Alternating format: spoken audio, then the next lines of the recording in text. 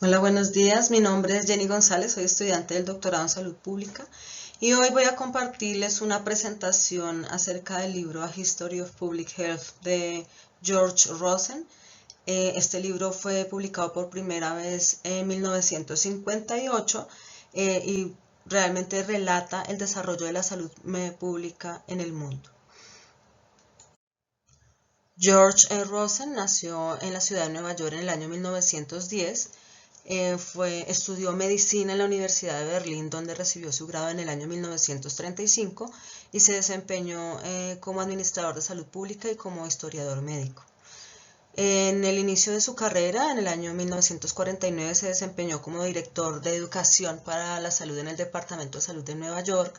Más adelante ingresó al ejército de los Estados Unidos durante la Segunda Guerra Mundial y fue asignado como epidemiólogo en el grupo.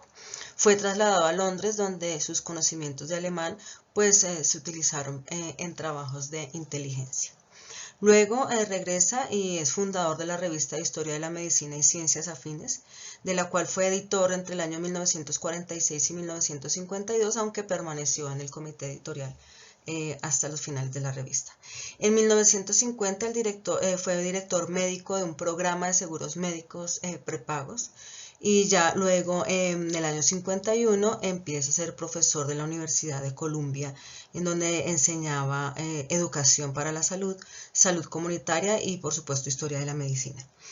Fue editor de la revista estadounidense en salud pública de 1957 hasta el 1973, pero continuó siendo parte del comité editorial de la revista.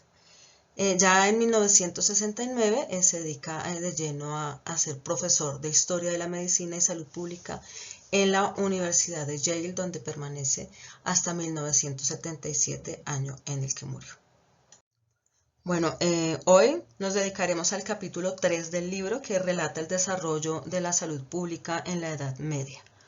Rosen hace como un preámbulo al inicio de esta época, haciendo referencia a la desintegración del mundo grecorromano, que bajo el impacto de las migraciones o llamadas invasiones bárbaras llevó a un declive de la cultura urbana romana y con él una decadencia de la organización y la práctica de la salud pública que hasta ahora se había desarrollado, y también que conllevó a la destrucción de ciudades y de la infraestructura sanitaria. Entonces, con la caída de ese imperio romano de Occidente y el establecimiento de una nueva política económica y social, se abrió un nuevo periodo histórico conocido como la Edad Media. Entonces, la Edad Media cubre un lapso aproximadamente de 1000 años, que comienza alrededor del año 500, se extiende hasta el año 1500. Así que es una impresionante diversidad de tiempos y de espacios.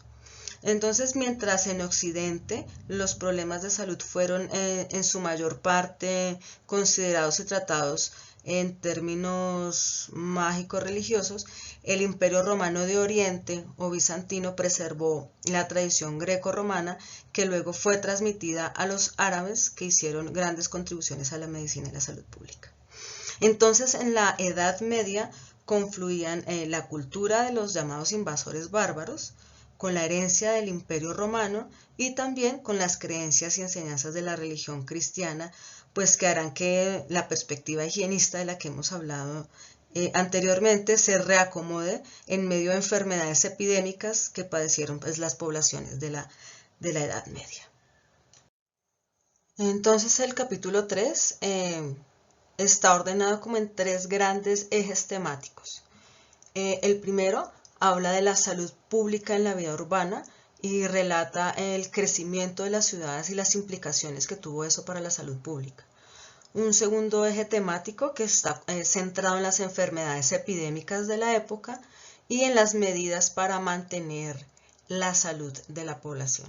Y una tercera parte o tercer eje donde se habla de la organización de la salud pública y las formas de administrar la salud en esta época. Rosen nos habla entonces de la salud pública en la vida urbana y hace referencia al crecimiento de las ciudades medievales que se desarrollaron a partir de algunos asentamientos romanos, otras ciudades que surgieron cerca de ríos o a importantes rutas comerciales, mientras que otras ciudades se acomodaron o surgieron cerca de sedes episcopales o de cerca a los castillos de señores feudales. Entonces empezaron a crecer una cantidad de ciudades fortificadas, pues para tener como un sistema de defensa ante invasores y ataques.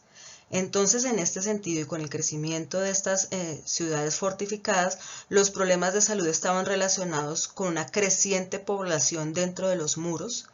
El resultado entonces fue una aglomeración de personas en las ciudades medievales, un hacinamiento de personas. Además que muchos de los habitantes tenían modos de vida rurales. Entonces se mantuvieron animales dentro de la ciudad, entonces el estiércol se mantenía donde había espacio, en unas calles sin pavimentar donde se disponía de todo tipo de residuos y suciedad. Y también debido al aumento de las actividades comerciales, entonces también aumentan una serie de mercados y sitios de venta de comida y venta de alimentos. Entonces estos problemas imponían unos retos para la salud pública, que estaban centrados entonces en el suministro de agua para todos los habitantes de esas ciudades fortificadas, también en evitar la contaminación del agua, pero también en evitar la contaminación del ambiente, es decir, controlar la disposición de basuras, de residuos, y también pues con el aumento de toda esta venta de alimentos y establecimientos para la venta de alimentos, también había un reto muy importante en proteger a los consumidores de esos alimentos. Pues entonces había la creencia que habían focos peligrosos de enfermedad que podían surgir fácilmente donde se vendía comida, especialmente comida en mal estado. Entonces eso implicó tomar medidas para proteger a los consumidores de estos establecimientos, aunque no se protegían todos los consumidores porque habían unos alimentos de segunda categoría, por decirlo así, que se permitían a la venta a otro tipo de clases sociales. Entonces, estos retos implicaron la implementación de una serie de medidas que dieron origen a la higiene pública. Entonces, Rosen nos habla de cómo se establecen una cantidad de tuberías o acueductos para llevar agua a las poblaciones. Entonces había una diferencia allí, mientras en el oeste estos sistemas de suministro de agua eran de iniciativa eclesiástica. En Egipto, por ejemplo, había unos sistemas de tuberías diseñados por ingenieros para proporcionar agua. También entonces empiezan la necesidad de reglamentar, de crear multas, advertencias para evitar la contaminación.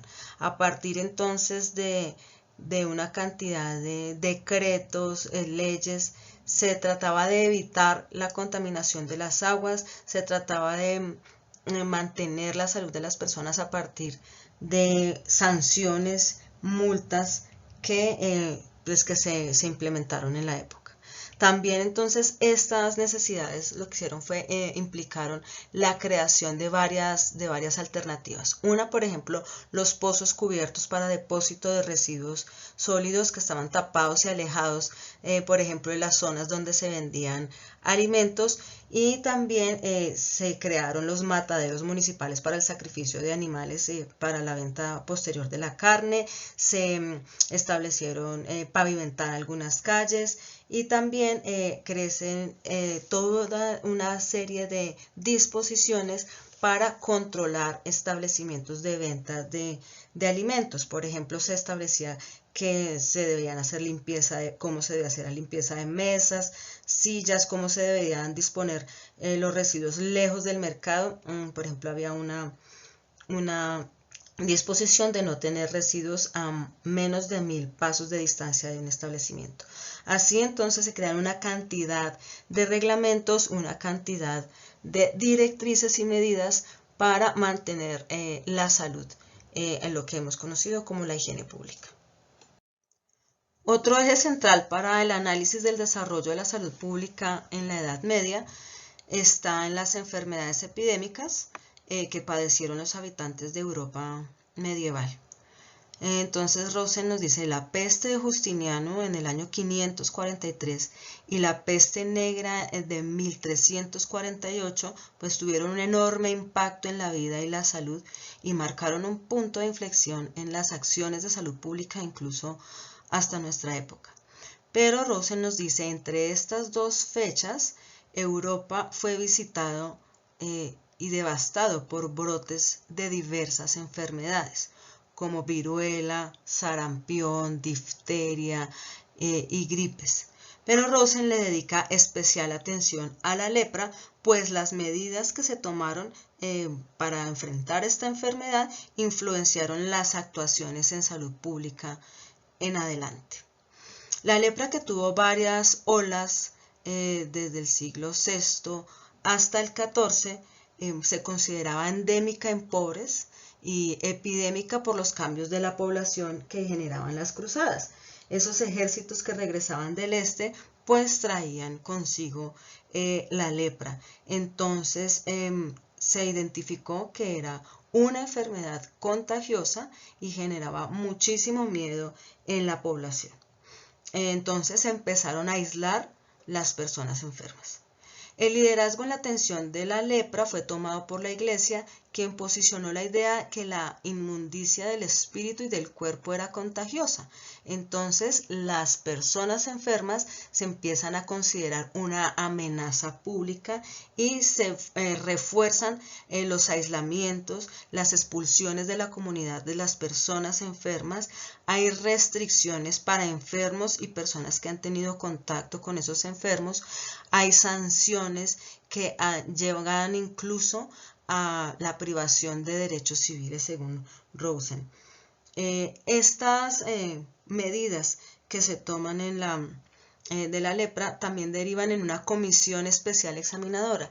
Era una comisión de personas donde estaba un obispo, un clérigo y una persona enferma de lepra experta en el tema, en donde examinaban a los enfermos y destinaban, eran los que señalaban el aislamiento y la expulsión de las comunidades de esas personas enfermas. Luego entonces Rosen hace también énfasis en la peste negra de 1348, donde pues ahí menciona que tuvo un origen en Asia Central, que tuvo la expansión a través de viajes en barco por redes comerciales y una expansión también se creía por las mercancías infectadas que se trasladaban en estos barcos. Entonces allí emerge la cuarentena como una forma de aislar a los enfermos de la peste negra y evitar la expansión y evitar los contagios. Esa cuarentena también viene, pues, por supuesto, del miedo que sentía la población. También se establecen medidas como cierre de fronteras para evitar la expansión de la enfermedad. Se genera una estrategia de reporte, examen, aislamiento, que significaba reportar a una persona con los síntomas, examinarla e inmediatamente aislarla. También esto estaba acompañado, por ejemplo, de prohibiciones a los contactos de estas personas, tanto a los pacientes como a los contactos de personas enfermas, y también un control, aislar y observar a sospechosos hasta verificar que no eran portadores de la enfermedad. Estas medidas, entonces, derivadas también de esa peste negra y de esa enfermedad transmisible, también se acompañó de medidas en los puertos principales de comercio. Entonces se revisaban las mercancías que venían en barco porque posiblemente venían infectadas. Entonces, en medio de todo este padecimiento de enfermedades y de epidemias, se empiezan a preguntar en la Edad Media, entonces, ¿qué las causa? ¿Cuál es la causa de esas epidemias? Entonces, en primer lugar, se reconoce que esas enfermedades son transmisibles, que se contagian de persona a persona. Y bajo una tradición hipocrático-galénica, entonces se le atribuye la causalidad de la enfermedad a factores físicos del ambiente. Entonces, a una alteración atmosférica, a una corrupción del aire por materia orgánica, que al inhalar ese aire corrupto, entonces ataca los humores del cuerpo. Pero también hay un reconocimiento a una predisposición individual a enfermar de algunos individuos. Entonces, la higiene personal también tiene entonces una cabida teniendo en cuenta esta predisposición. Entonces, teniendo en cuenta esta comprensión de la salud, que la enfermedad se deriva de ese aire corrupto que ataca los humores del cuerpo, entonces para mantener la salud y evitar las enfermedades se toman medidas relativas al ambiente, como las que hemos ya conversado, a la comida, al descanso y a la conducta. Y bajo una influencia del cristianismo, una fuerte influencia del cristianismo en esta época, persiste una conexión entre la enfermedad y el pecado. Pero entonces, dicen, el cuerpo como recipiente del alma debía ser fortalecido, entonces las medidas higiénicas personales se fortalecen también en esta época. Entonces tenemos una continuidad del higienismo, donde se pasa de una higiene personal pues casi que exclusiva a una higiene pública para tratar de tomar medidas relativas al ambiente para prevalecer la salud. Finalmente, el tercer eje temático del que nos habla Rosen en el capítulo 3 está relacionado con la organización de la salud pública. Entonces aquí él describe cómo la administración de la salud empezó con la lepra en una comisión especial examinadora de enfermos. Luego se empieza a conformar una serie de supervisores de salud pública que no solamente visitaban enfermos, sino que hacían vigilancia, control, por ejemplo, a establecimientos. Y luego cómo esto empieza a tomar una dimensión mayor al establecerse unos consejos superiores de salud y hasta conformar un consejo municipal que tenía un subcomité de salud que se encargaba, por ejemplo, de administrar todo lo que tenía que ver con limpieza de calles, sanidad ambiental, supervisión a mercados y venta de alimentos. Entonces, toda esta parte administrativa de la salud se encargaba también de establecer las medidas administrativas de la salud pública y las medidas de vigilancia y control de espacios y pues de algunos negocios y establecimientos. Un segundo tema es la educación en salud.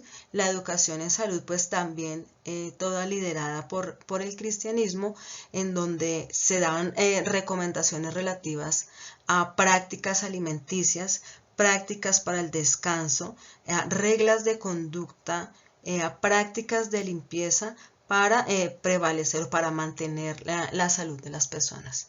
Y una tercera en línea temática de atención médica.